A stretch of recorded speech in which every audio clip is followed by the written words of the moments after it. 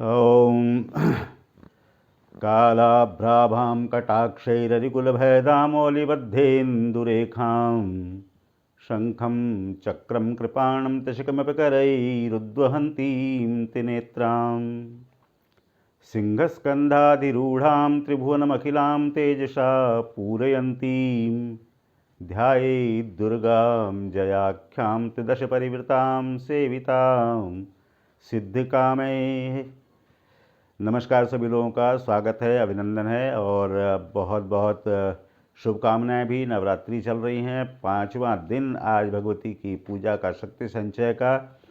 स्कंद माता के नाम से आज भगवती की पूजा की जा रही हैं और सभी पर कृपालु बनी रहें भगवती, यही प्रार्थना के साथ आज का ग्रह गोचर पंचांग आदि विचार करने के लिए विक्रमी संवत 2089 और शक संवत 1944 सौरमान और चांद्रमान दोनों से ही चैत्र मास चल रहा है। चैत्र मास के शुक्ल पक्ष की आज पंचमी तिथि बुधवार।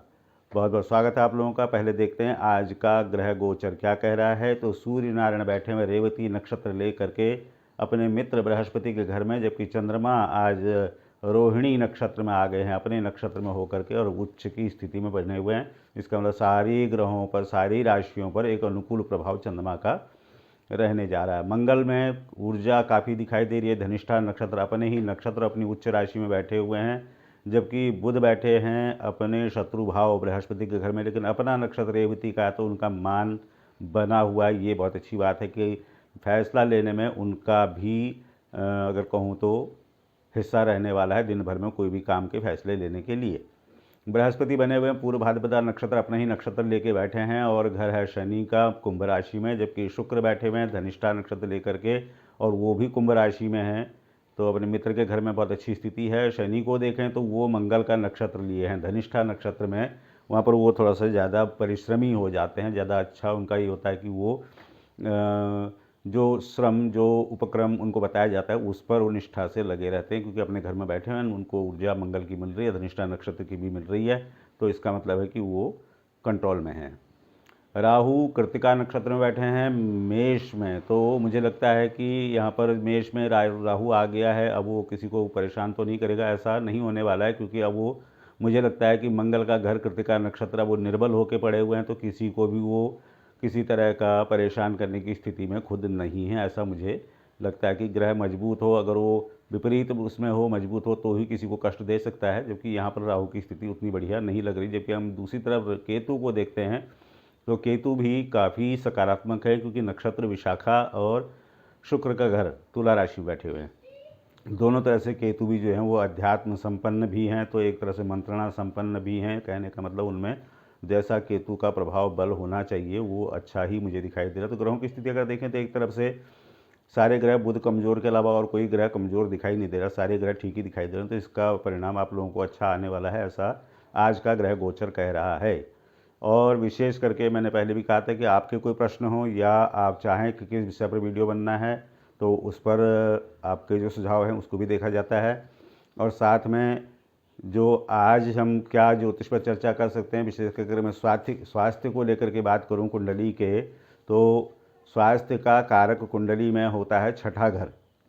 छठा घर कुंडली का ये होता है, कभी भी आप देखें तो ये लग्न से लेकर के गिनेंगे, छठा घर हो गया। तो छठे घर की एक खास बात होती है, जिस व्यक्ति के छठे घर में क्रूर ग्रहों का राज्य होगा, शनि मंगल राहु केतु सूर्य इत्यादि जहाँ पर अगर प्रभावी छठे घर में हैं, तो उनका इम्यून सिस्टम, उनका रेजिस्टेंस, उनकी प्रतिरोधक क्षमता प्रबल होती है, तो उनको छोटी मोटी बातें जल्दी से नहीं सताती हैं। जबकि किसी का अगर इस घर में बुध बृहस्पति शुक्र चंद्रमा 4 ग्रहों का अगर यहाँ पर आधिपत्य है, तो उनको कुछ न कुछ समस्या, आने जाने वाली दशाएं, आने जाने वाले गोचर उनको थोड़ा थोड़ा परेशान कर सकते हैं। और अगर वो कहीं ज़्यादा खराब हुए तो वो ज़्यादा चिंताजनक हो जाता है। तो ऐसे में अगर रोग संबंधी कोई प्रश्न हो या स्वास्थ्य संबंधी किसी तरह का प्रश्न हो, तो सबसे पहले विचार करेंगे छठे घर के मालिक, छठे घर पर दृष्टि, छठे घर के मालिक पर दृष्टि कहीं किसी तरह से प्रतिकूल तो नहीं हो रही है।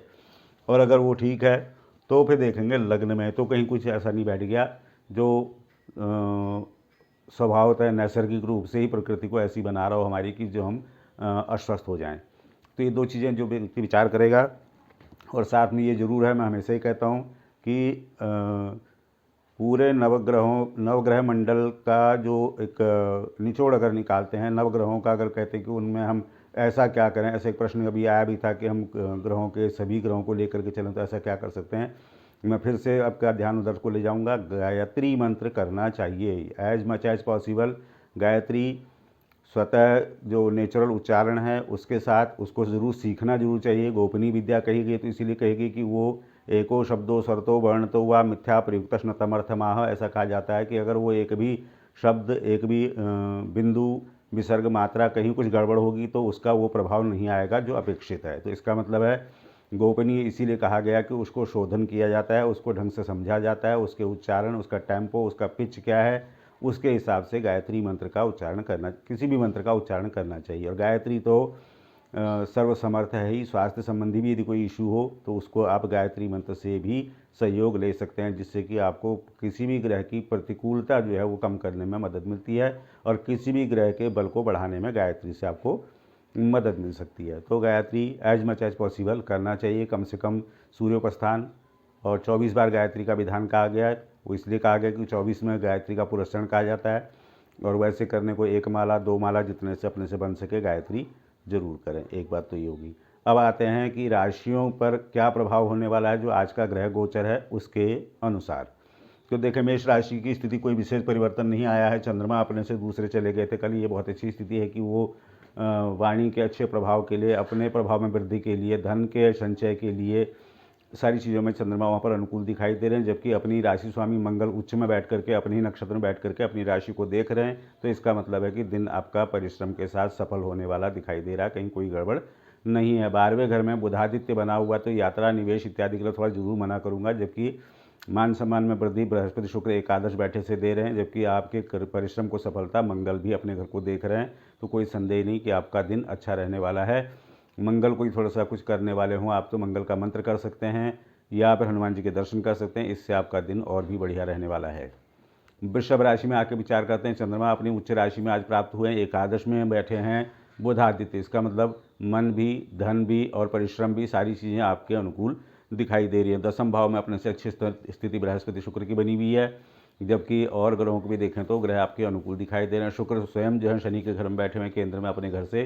तो इसका मतलब है कि चाहे वो राजकार्य हों, कंपटीशन वगैरह के कोई तैयारी कर रहे हो, उसमें अपनी सफलता के लिए देख रहे हों, पढ़ाई वाले बच्चों का कंसंट्रेशन देख रहे हों, तो इस तरह से यहाँ पर शुक्र मुझे लगता है बहुत अच्छी स्थिति में बैठा होने से आपको किसी तरह की चिंता की बात नहीं लग रही है।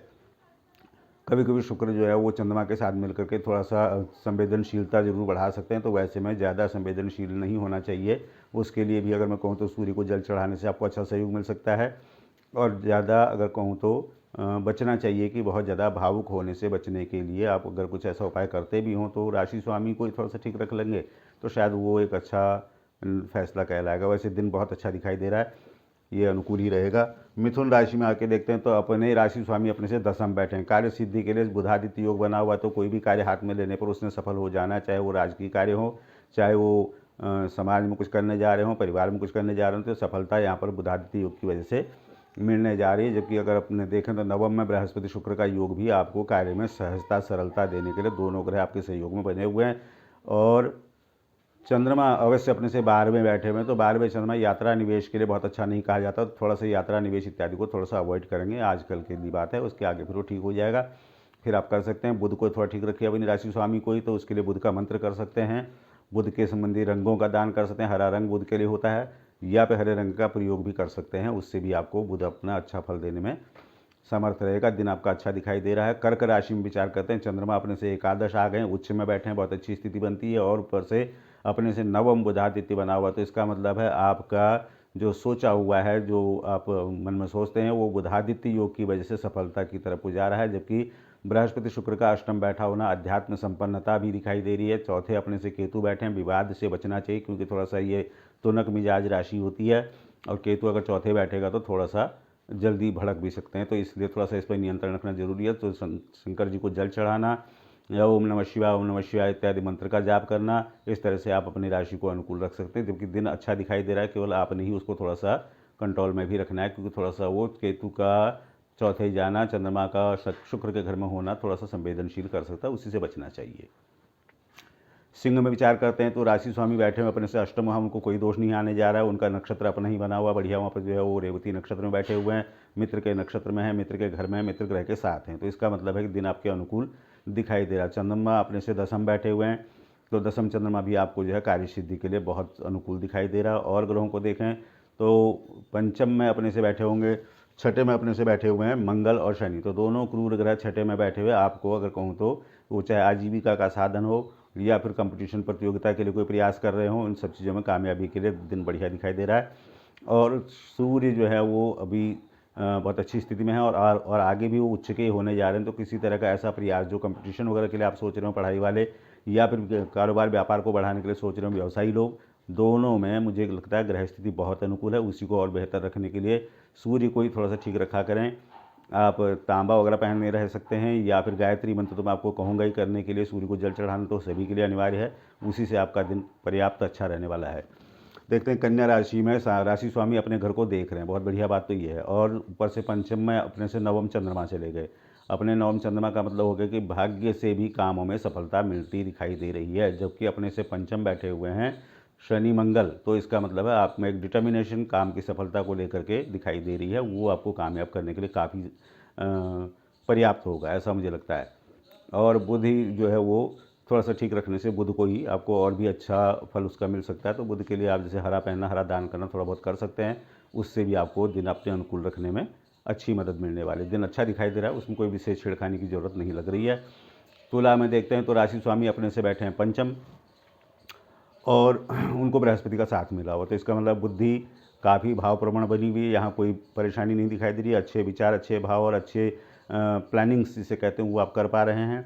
चंद्रमा भी अपने से नवम भाव में चंद्रमा भी बैठे हो, तो इसका मतलब है चंद्रमा भी आपको अनुकूल दिखाई दे रहा है। अपने से चौथे जरूर मंगल शनि थोड़ा सा उग्रता न दे दें, इसी बात का ध्यान रखना। और वाणी की जगह पर केतु का बैठा होना, थोड़ी सी वाणी पर नियंत्रण रखने की सलाह जरूर दूंगा, क्योंकि वहाँ पर मंगल जो है वो केतु बैठे हुए अपनी राशि में, तो वहाँ पर जो है अपनी राशि में बैठा हुआ केतु थोड़ा सा परेशान कर सकता है कि वो आपको थोड़ा उग्रता, थोड़ी जल्दबाजी, थोड़ा ऐसा कर जरूर दे सकता है, तो उससे थोड़ा सा बचना चाहिए। इसलिए शुक्र को ही थोड़ा सा मजबूत रखिए। इत्र का इस्तेमाल, चिड़ियों को दाना देना, सफ़ेद पहनना, सफ़ेद दान करना, थोड़ा सा ऐसा कुछ कर लेंगे तो शुक्र का एक अच्छा पॉजिटिव आपको ताकत उसकी मिल जाएगी। जो और ग्रह जहाँ बैठे हैं वो आपके अनुकूल जरूर रहेंगे। मंगल को देखते हैं तो वृश्चिक राशि के स्वामी मंगल अपने से तीसरे बैठे हैं, तो इसका मतलब है कि पराक्रम में, संसाधनों के दोहन में और अपने कुलीग्स, अपने बंधु वर्ग से लाभ लेने में बहुत अच्छी स्थिति मंगल की दिखाई दे रही है। सेवा भाव भी आपका बना हुआ है और ऊर्जा का प्रभाव भी बहुत अच्छी तरह से मंगल का दिखाई दे रहा है। जबकि और ग्रहों की स्थिति भी देखें तो 12वें केतु हैं, 12वें केतु जो है वो अध्यात्म संपन्नता देते हैं, यहाँ पर अच्छी स्थिति है। व्यय भी थोड़ा सा ज़्यादा करा सकते हैं, थोड़ा सा वहाँ पर कंट्रोल जरूर करना चाहिए। जबकि और ग्रहों की स्थिति बढ़िया है, चंद्रमा जो है अपने सामने से देख रहे हैं, जबकि बुध और सूर्य की स्थिति भी अपने से पंचम बैठी हुई है, तो इसका मतलब है कि ये भी आपको निर्णय लेने में मदद करने वाले हैं। तो दिन तो काफ़ी अनुकूल दिखाई दे रहा है, मुझे लगता है इसमें किसी प्रकार के बदलाव की ज़रूरत नहीं है। मंगल को ही थोड़ा ठीक रखेंगे, हनुमान जी के दर्शन या मंगल का मंत्र थोड़ा सा कर लेंगे तो और भी बढ़िया इसका फल रहेगा। देखते हैं धनु राशि में आके, धनु राशि के स्वामी हैं बृहस्पति, वो बैठे हैं अपने से तीसरे घर में। तीसरे बैठा हुआ ग्रह जो होता है थोड़ा सा कमज़ोर हो जाता है अगर वो सौम्य ग्रह है तो, लेकिन वो और इतना भी कमज़ोर नहीं हो रहा है क्योंकि शनि के घर में बैठा हुआ है और ग्रहों की स्थिति काफ़ी अनुकूल दिखाई दे रही है। हाँ, चंद्रमा जो है अपने से छठे बैठे हुए हैं, छठे चंद्रमा का लाभ जरूर ये आएगा कि धन संपत्ति संबंधी कोई काम आप करने जा रहे हो तो उसमें आपको थोड़ा सा ये लाभ दे सकता है। और उसके अलावा इसका एक दोष भी आता है कि थोड़ी संवेदनशीलता भी ये बढ़ाता है, तो थोड़ा सा अपने को, वैसे बृहस्पति की स्थिति ठीक ठाक है इसलिए कोई ज़्यादा चिंता की बात तो नहीं है। अपने से द्वितीय मंगल शनि दो क्रूर ग्रह बैठे हैं, तो वाणी पर नियंत्रण की अवश्य ही थोड़ा आपको ज़रूरत रह सकती है, क्योंकि ये थोड़ा सा सही समय पर सही निर्णय लेने में थोड़ा दिक्कत कर सकता है, खास करके वाणी के प्रयोग के संदर्भ में। और चीज़ें ठीक दिखाई दे रही है। अपने से चौथे बुधादित्य योग बना तो आपका प्रभाव में वृद्धि करेगा ही करेगा, और अपने आप बृहस्पति हैं तो इसका मतलब यहाँ भी कोई गड़बड़ नहीं लग रही है। बृहस्पति को थोड़ा ठीक रखिए, क्योंकि वो अगर देखूँ तो शुक्र के साथ बैठे हुए हैं, तो तीसरे बैठे हैं, थोड़ा कमज़ोर माने जाएंगे। लेकिन ये है कि थोड़ा सा अगर आप ग्रांग ग्रींग ग्रौंग सब गुरवे नमः ऐसे मंत्र का भी जाप कर लें, या फिर सूर्य को जल चढ़ा के इस मंत्र को कर सकते हैं। पीला पहनना, पीला दान करना भी आपको अच्छा परिणाम दे सकता है। मकर में आके देखते हैं, राशि स्वामी अपने घर में बैठे हुए हैं, नक्षत्र लेके धनिष्ठा, तो धनिष्ठा नक्षत्र जो होता है थोड़ा सा वो मंगल का नक्षत्र होने से शनि को थोड़ा सा उतना एक जितना उसका प्राकृतिक ऊर्जा होनी चाहिए उसको थोड़ा ज़रूर रोकेगा। मंगल का प्रभाव ज़्यादा रहेगा वहाँ पर, तो वो जो है अपने को एक खिला सा खुला सा नहीं महसूस करेगा शनि वहाँ पर थोड़ा सा वो, क्योंकि मंगल के नक्षत्र में बैठा भले ही घर उसका अपना है, लेकिन वहाँ पर मंगल उच्च का होने से ज़्यादा प्रभावी माना जाएगा। वैसी स्थिति में नुकसान तो कुछ नहीं है, क्योंकि दूसरे स्थिति अपने से दूसरे घर में बृहस्पति शुक्र बैठे, तो इसका मतलब आपके मान सम्मान इत्यादि में तो बढ़िया ही दिखाई दे रहा है। और अपने से एकादश केतु भी दिख रहा है, तो लाभ कह लीजिए, समाज में स्थान कह लीजिए, या फिर आपके प्रभावों में आपके परिश्रम के जो परिणाम आने उनमें कह लीजिए। चंद्रमा की स्थिति भी अपने से देखें तो पंचम बैठी हुई है। पंचम चंद्रमा मन के लिए कम से कम शांतिकारक बढ़िया हो सकता है, फैसले आपके पक्ष में रहने वाले हैं। जबकि तीसरे में बैठा हुआ अपने से बुधादित्य योग, इसका मतलब आप संसाधनों को अच्छे से यूज भी कर पाने वाले हैं। मुझे नहीं लगता कि किसी तरह का कोई संदेह इसमें कि शनि जो है यहाँ पर ज़्यादा पीड़ित होगा। ठीक है, शनि क्योंकि वहाँ पर मंगल का प्रभाव ज़्यादा दिखाई दे रहा है, इसलिए शनि थोड़ा सा अनमना जरूर हो सकता है, क्योंकि उसके ऊपर मंगल के उच्च के होने की वजह से थोड़ा सा स्थिति वो कुछ दिन और रहेगा। जब शनि अपनी राशि से दूसरे अपनी राशि में जाएगा तो वहाँ पर और बेहतर होने वाला है। तो मुझे लगता है आप बुध का मंत्र कर सकते हो, गणेश जी का ओम गंग गणपतये नमः, जिससे कि आपको मंगल का भी और शनि का भी दोनों की एनर्जी आपके पक्ष में काम करे। ओम बूम बुधाय नमः ऐसा मंत्र भी कर सकते हैं, गंग गणपतये नमः भी कर सकते हैं, उससे भी आपको अच्छी स्थिति मकर राशि में बनी रहेगी। कुंभ में आके देखते हैं तो राशि स्वामी अपने से 12वें बैठे हुए हैं, तो 12वें संबंधी कामों को करने का तो फायदा होगा। अपने घर से 12वें बैठा हुआ ग्रह क्योंकि शनि है, 12वीं राशि अपनी ही है, इसलिए कोई ज़्यादा नुकसानदायक नहीं लग रहा है। 12वें संबंधित काम करने से ज़्यादा फायदा होगा। 12वें संबंधित काम क्या होता है, जैसे परोक्ष व्यापार को 12वें संबंधित कहा जाता है, जिसे आजकल ऑनलाइन कहते हैं, या फिर दूरस्थ लोगों से संपर्क संबंध व्यापार कारोबार इस तरह की चीज़ों से ज़्यादा अच्छा लाभ देखा जा सकता है। या फिर दूरगामी परिणामों के लिए निवेश यात्रा इत्यादि के लिए भी इस शनि को हम बहुत बेहतर मानते हैं। यहाँ कोई गड़बड़ नहीं। अपने से दूसरे में ग्रहों की स्थिति बढ़िया बनी, जबकि खुद की अपनी राशि में बृहस्पति शुक्र दो ग्रह बैठे हुए हैं, तो मुझे लगता है कि आपके निर्णय सही रहने वाले हैं। मान सम्मान के अलावा धन वृद्धि के लिए भी यहाँ पर शुक्र को बैठे हुए को मान सकते हैं, क्योंकि प्रसन्नता देने के लिए भी शुक्र यहाँ पर अच्छा जिम्मेदार दिखाई दे रहा है। चतुर्थ में चंद्रमा चले गए हैं, थोड़ा सा उग्र कर सकता है, जो कि किसी से विवाद से जरूर बचना चाहिए, ऐसा जरूर कहूँगा। बाकी चीज़ें अगर देखो तो ग्रहों की स्थिति बढ़िया दिखाई दे रही है। दूसरे भाव में अपने से बुधादित्य योग बना हुआ, तो इसका मतलब आपके प्रभाव में वृद्धि तो ये करेगा ही करेगा, इसलिए कोई ऐसा खराब दिन तो लग नहीं रहा है। अपनी राशि को ठीक करने के लिए गंग गणपतये नमः, जैसे मैंने मकर के लिए कहा, वैसे शनि के कुंभ के लिए भी गंग गणपतये नमः ही पर्याप्त रहेगा। गायत्री मंत्र करने वालों को शायद और कोई ज़रूरत ना पड़े। इसके अलावा देखते हैं मीन राशि में आकर के राशि स्वामी बैठे हैं अपने से द्वादश बैठेंगे तो थोड़ा कमज़ोर हो जाएंगे, जबकि अपनी राशि में बढ़िया स्थिति बनी है कि वहाँ पर बुधादित्य योग बना हुआ है, चंद्रमा तीसरे बने हुए हैं, तो इसका मतलब है मन भी और चीज़ों के जो परिस्थितियों के हिसाब से जो आपका परिश्रम है वो चीज़ें भी दोनों अनुकूल दिखाई दे रहे हैं। जबकि लाभ में शनि मंगल बैठा हो, तो इसका मतलब लाभ तो आपको प्रॉपर आ रहा है, यहाँ कोई गड़बड़ नहीं है। केवल अनमना कर सकता है बृहस्पति 12वें बैठे हुए, और यात्रा निवेश के लिए मना किया जाएगा, क्योंकि द्वादशी हानि रेव च कहा जाता है। ग्रह अपने घर से 12वें जाएगा तो अपने घर को सपोर्ट नहीं कर सकता। तो वैसे में आपको मैं समझता हूँ कि बृहस्पति संबंधी मंत्र कर सकते हैं, और पीला पहनना, पीला दान करना, या गायत्री मंत्र करते हो तो शायद और कुछ ना करना पड़े। तो मैं समझता हूँ इतने ही आप करें। राशि स्वामी अच्छा थोड़ा कमज़ोर होने से कोई बड़े फैसले लेने में फ़िलहाल आपको रुक जाना चाहिए। वैसे मुझे लगता है राशि परिवर्तन कर रहे हैं बृहस्पति जल्दी ही, फिर आपके लिए भी अच्छा मौका बनेगा। तो इस तरह से ये 12 राशियों का ग्रह गोचर और उनके राशिफल का विचार हुआ। आप सभी लोगों का दिन बहुत अच्छा रहे। आपको लगे तो ये अगर सूचना, ये राशिफल किसी और के काम का भी हो तो इसे शेयर जरूर करें, और चैनल को सब्सक्राइब करना, लाइक करना, ये तो आजकल स्वाभाविक है, तो आप लोग कर ही रहे हैं। बहुत अच्छा देख रहा हूँ कि मतलब आप लोगों के स्नेह से ये बढ़ता जा रहा है, और लोगों के सुझाव भी आ रहे हैं, तो उस पर भी मैं कोशिश कर रहा हूँ कि और बेहतर वीडियो दे पाऊँ। तो इसी बात के साथ सभी लोगों को भगवती की नवरात्रि, भगवती के जो हैं वो सभी मनोकामना सिद्ध करने वाले हों। सभी लोग स्वस्थ रहें, सुखी रहें, प्रसन्न रहें।